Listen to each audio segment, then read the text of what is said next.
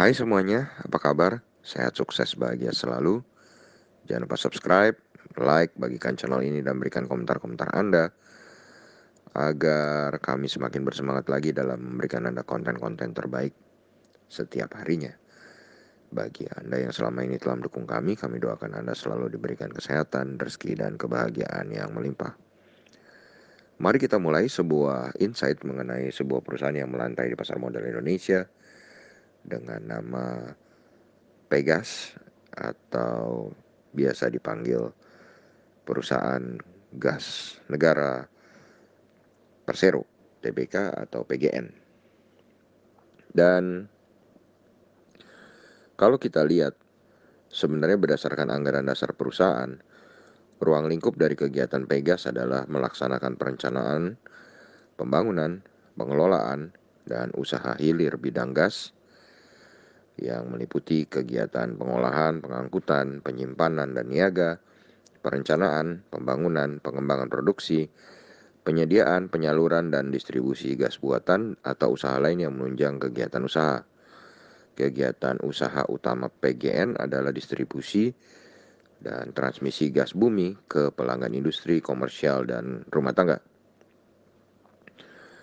Dan banyak yang tidak mengetahui bahwa sebenarnya anak usaha dari Pegas atau perusahaan gas negara Persero Tbk ini cukup banyak, yaitu PT Pegas Telekomunikasi Nusantara di bidang jasa telekomunikasi, PT Pegas Solution di bidang konstruksi, PT Saka Energi Indonesia di bidang eksplorasi minyak dan gas, PT Gagas Energi Indonesia di bidang distribusi gas bumi, PT PGN LNG Indonesia di bidang pengolahan gas alam cair, dan PT Permata Graha Nusantara di bidang pengolahan, penyewaan gedung, dan juga peralatan.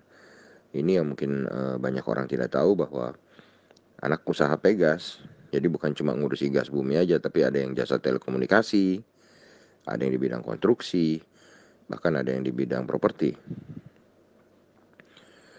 Dan Pegas sendiri sebenarnya adalah sebuah perusahaan yang sudah cukup lama melantai di pasar modal Indonesia, yaitu dari 15 Desember 2003.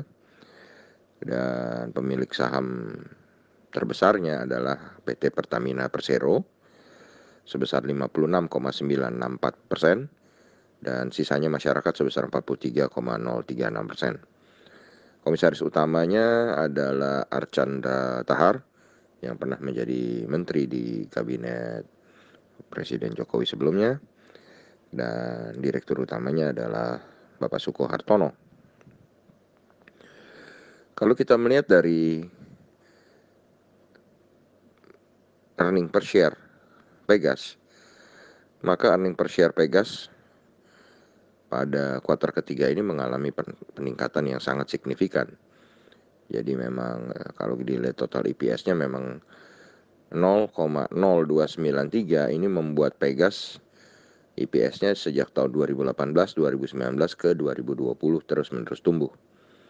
Dan memang kalau kita lihat di kuartal kedua, Pegas mengalami penurunan laba atau minus yang cukup fantastis.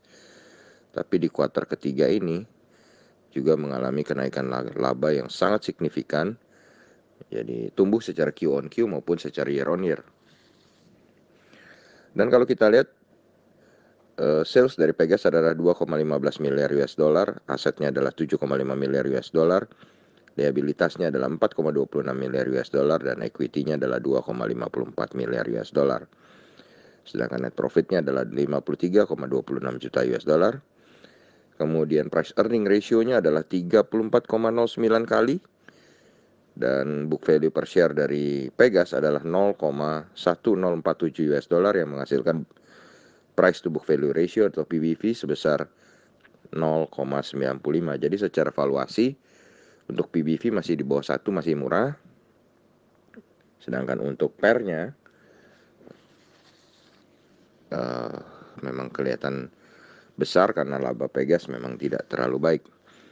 Sedangkan kalau kita lihat memang laba Pegas yang tidak terlalu baik itu tercermin di profitabilitasnya, di mana NPM-nya, net profit margin-nya hanya 2,48%, return on equity-nya hanya 2,8%, dan return on asset-nya hanya 0,95%.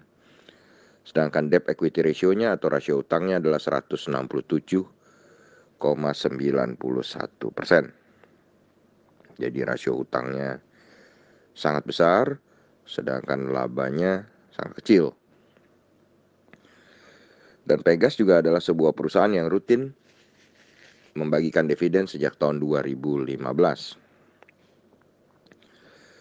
Kalau kita lihat grafik harga Pegas selama 1 bulan terakhir, maka harga Pegas sekarang 1.490 adalah harga yang sangat tinggi karena pergerakan harga Pegas selama 1 bulan terakhir ini naik dari 1045 sampai dengan 1500 di harga tertingginya.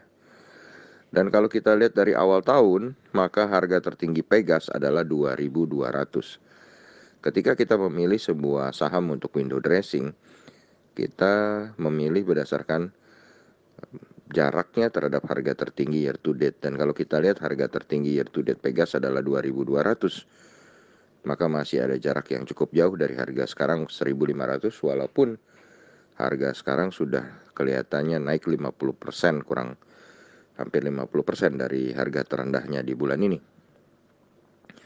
Dan harga tertinggi Pegas sendiri untuk 5 tahun ke belakang adalah 4.250. Dan investor asing sendiri dalam 1 bulan terakhir sudah masuk ke saham Pegas ini sebesar 16,5 miliar rupiah. Dan kalau kita lihat sejak awal tahun, investor asing memang masih melakukan penjualan bersih di saham Pegas ini sebesar 1,86 triliun. Dan demikianlah apa yang bisa kami paparkan mengenai perusahaan gas negara ini. Jadi kalau kita lihat memang secara harga bulanan sudah sangat mahal, tapi kalau kita lihat secara year to date masih sangat murah, masih banyak space-nya. Kemudian kalau kita lihat valuasi Pegas ini masih murah, masih sangat menarik.